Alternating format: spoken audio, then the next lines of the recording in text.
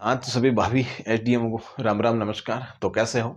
एक वैकेंसी आप सभी के लिए बड़ी बेसब्री से इंतजार कर रही है और आप भी उसके लिए बेसब्री से इंतजार कर रहे हैं। तो ये जो आपकी आरएस की वैकेंसी है मेरे मित्र, वो वैकेंसी बैक टू बैक आ रही है आजकल।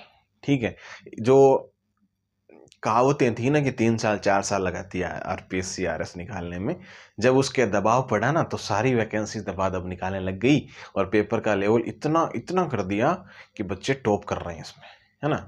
तो आई थिंक अब जो आपकी आरएस की वैकेंसी है वो कब तक डिक्लेयर हो जाएगी। एक तो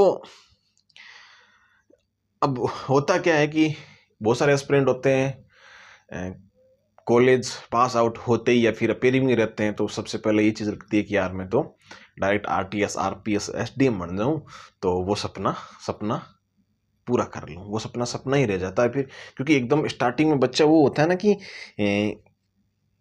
सपने देखता ज़्यादा है, उसके लिए मेहनत कम करता है। बहुत सारे एस्पिरेंट होते हैं, 90% होते हैं 100 में से, कि भाई वो ये सपना देखते हैं कि भाई हमें ही कर लूँ। सपने में जितना आदमी गुम होता है ना, उतना वो पीछे चलता है। जो काम कर रहे हैं वो कीजिए। आरएस की जो वैकेंसी है आपके तकरीबन 800-900 पद और हो जाएंगे इसमें, ये श्योर। आप आराम से मान के चलना इतने पद। 600-700 पद तो अभी आ रहे हैं, 650-700 पद तो सीधी सी बात है। फिर 800-900-200 पद और बढ़ जाएंगे, मस्त रही मेरे दोस्त। 700 पदों पर आपको वैकेंसी देखने को मिल जाएगी। ठीक है, आवेदन कौन कर सकता है, कब आवेदन शुरू हो सकते हैं आपके, और आपकी प्रीलिम्स की जो एग्जाम है फॉर्म, और आपकी आयु क्या हो सकती है। देखो, एक दो तीन चीज़ें हैं तकरीबन जिनको पता नहीं है, या फिर जो अभी पहली बार में स्टार्ट कर रहे हैं अपनी प्रिपरेशन, ठीक है, उनके लिए, बिगनर्स के लिए बहुत शानदार आज का सेशन होने वाला है। वीडियो को शेयर कर सकते हो आप सभी लोग, है ना। पहली बात तो आपकी एज क्या होनी चाहिए, आपकी योग्यता क्या होनी चाहिए। ये दो चीजें मैटर करती है वैकेंसी के लिए, हर कोई वैकेंसी के लिए। आपकी आयु 21 साल से 40 साल तक होनी चाहिए, उसके आगे आपको आरक्षण मिलता है। जितनी भी जो भी योग्यता है आपको छूट मिल जाती है। योग्यता की बात करते हैं। योग्यता में आपके पास में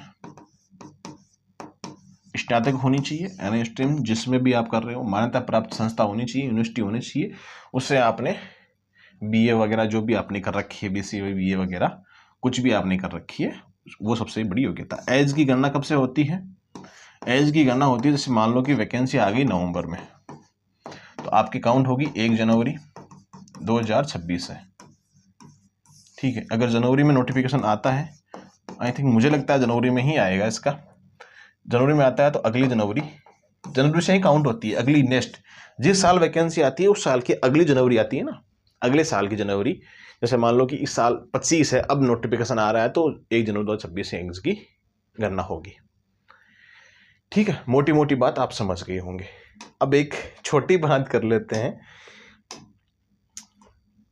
कि भाई आरएस की जो आपकी प्रीलिम्स एग्जाम है वो कब तक हो सकती है। जनवरी में अगर आपकी नोटिफिकेशन आता है, जो फरवरी मार्च अप्रैल 3 महीने तक आपकी एग्जाम होगी नहीं।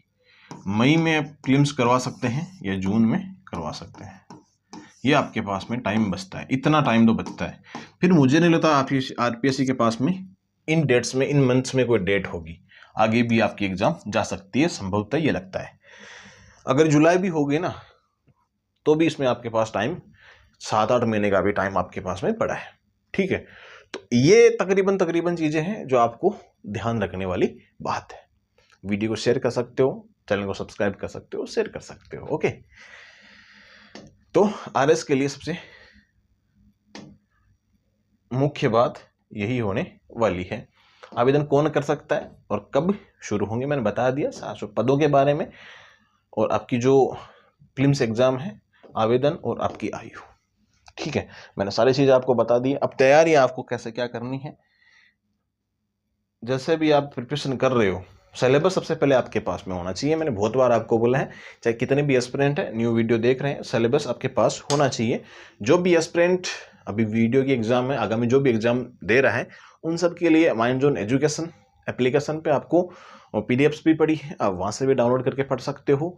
और जो आपके राजस्थान की जो इको सर्वे वगैरह योजना वगैरह फ्लैगशिप योजना, जितनी भी राजस्थान की इको सर्वे संबंधित चीज़ें आती हैं वो आप एप्लीकेशन से ले सकते हो। ठीक है, mind zone education play store पर एप्लीकेशन है। नीचे कॉन्टैक्ट नंबर भी दे रखे हैं, डिस्क्रिप्शन में जाना, चैट वगैरह सारे ऑप्शन दे रखे हैं। आप मैसेज व्हाट्सएप पे कर सकते हो, टेलीग्राम पे कर सकते हो, ओके, RSI पे भी कर सकते हो। नया लॉन्च हुआ ना व्हाट्सएप इंडिया का, जैसे व्हाट्सएप की तरह वो काम करता है, उसकी बात कर रहा हूँ। ठीक है, तो ये आपके लिए सेशन, छोटा सेशन था। जो भी क्वेरी है आप सभी की कमेंट बॉक्स में भी कमेंट कर सकते हो आप। खैर, मिलते हैं नेक्स्ट वीडियो में, और तब तक लास्ट को जय हिंद जय भारत।